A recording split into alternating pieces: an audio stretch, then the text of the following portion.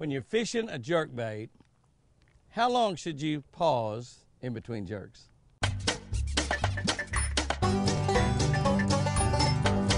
Whoa! That's a beauty. Good morning, guys and girls. March 30, almost to the end of the month. We got this day and I think tomorrow also. I think we got another day in March. We're looking at Psalms 37:7. Very short, but this is a good one. Well, they're all good.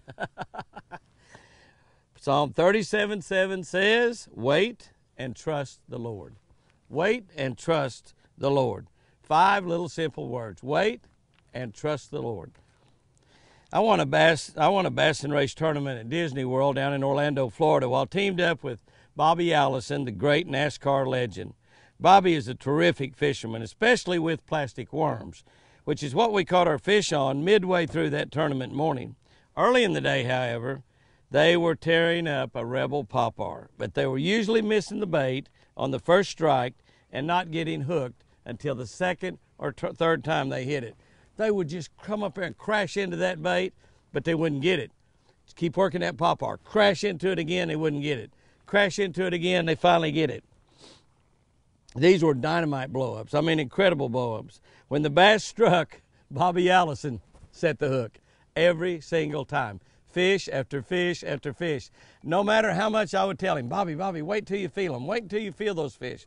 The trick on fishing topwater baits, any topwater baits, is when you throw it, when a fish strikes that bait, wait until you feel the fish. Don't set the hook on the blow-up. Don't set the hook because you saw him jump up there and grab it. Wait until you feel the fish and then set the hook.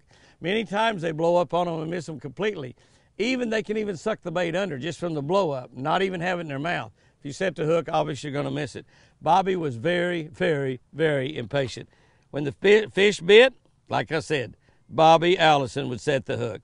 He made up for it later in the day with plastic worms, and we caught our limit. We actually won that tournament, and we caught big bass as well. That big bass, by the way, did come on a topwater bait. We all get impatient with God.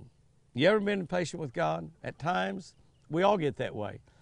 We've seen God do so much in our life, and when you know what a powerful God He is, you've come to expect miracles from Him all the time.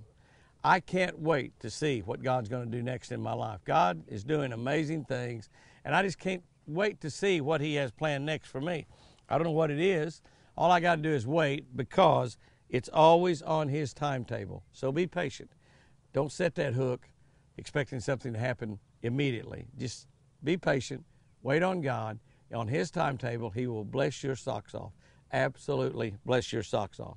We get impatient. We pray to walk on water. We want to walk on water right now. All we got to do is wait on the weather to get colder, and you can. Now, I don't walk on water much, but I did it this past winter not too awful long ago, walking on water. Now that water is 62 degrees. We're catching bass out of it. So whatever you want God to do in your life, just wait for Him. Be patient. He will do it, and He'll do it on His timetable. Here's our tip for today. The longer you pause a jerkbait, the more strikes you generally get. So the longer you pause it, that's the answer.